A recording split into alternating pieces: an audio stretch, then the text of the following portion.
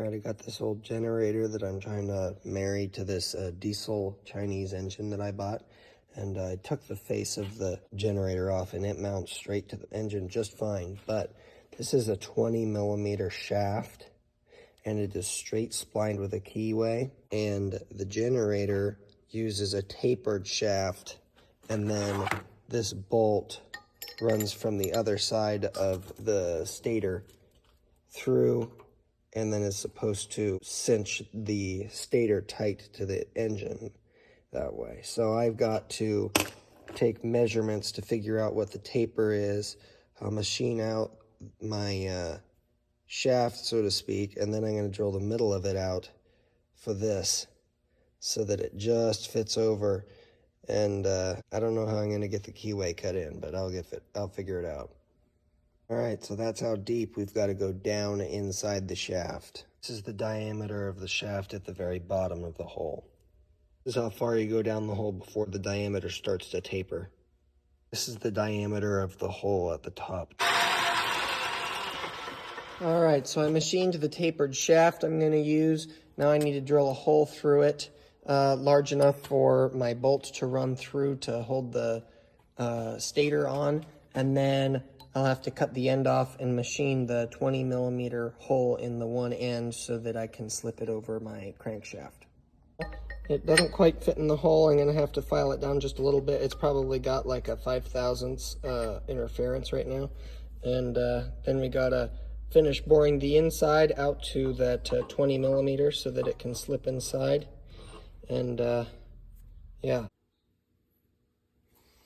All right. She slips in, and I don't want to pound it in because then it'll be hard to get back out. But she goes in there, and it's about a probably 2/2000 interference fit on the shaft. So I'm going to put some Loctite in there and pound that in, and hopefully I can put a set screw in there because there's no room for a key. It's not thick enough. Let's see if we can get this thing mounted.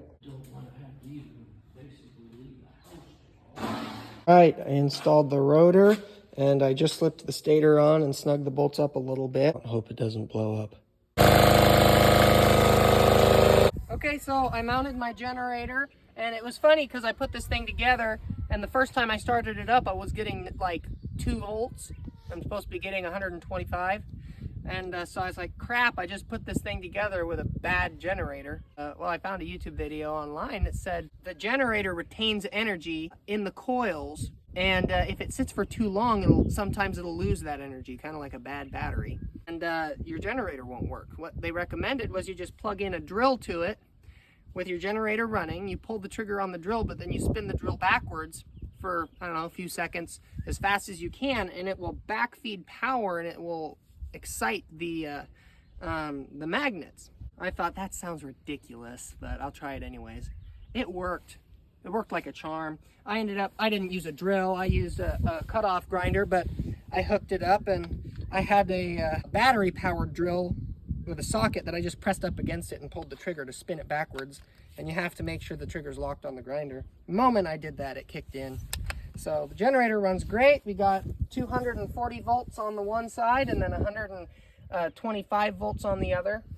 Well, it's 120 volts, but who's counting? Anyhow, let's test it out and see what it's like.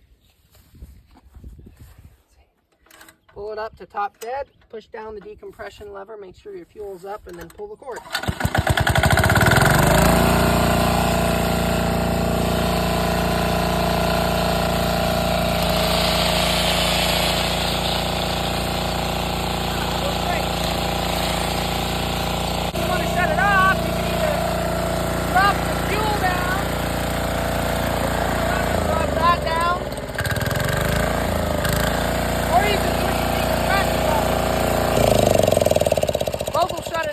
But if you push the decompression lever and not the fuel, then it'll smoke just like that. So sometimes I like to shut the fuel down and push the decompression lever, because if you just dump the fuel, then it's a diesel, so it shakes really bad at low RPMs.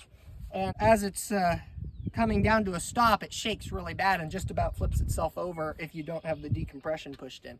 If you have a choice, I'd choose to push that in rather than lowering the your fuel.